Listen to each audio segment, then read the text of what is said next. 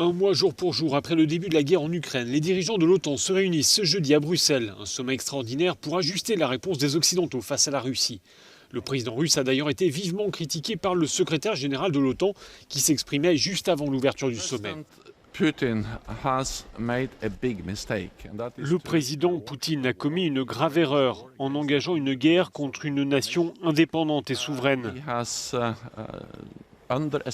Il a sous-estimé la force des troupes ukrainiennes et la bravoure du peuple ukrainien. Quelle action l'OTAN peut-elle envisager? Une intervention militaire directe a été et reste exclue, d'après le patron de l'OTAN. L'idée d'imposer une zone d'exclusion aérienne de l'Ukraine, cela suppose d'attaquer massivement le système de défense aérienne russe en Russie, en Biélorussie et en Ukraine.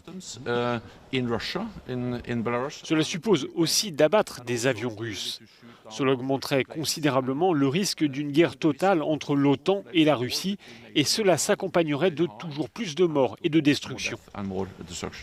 Lors de ce sommet, le président ukrainien Volodymyr Zelensky devait s'exprimer en visioconférence pour tenter d'obtenir un engagement plus marqué des dirigeants de l'OTAN.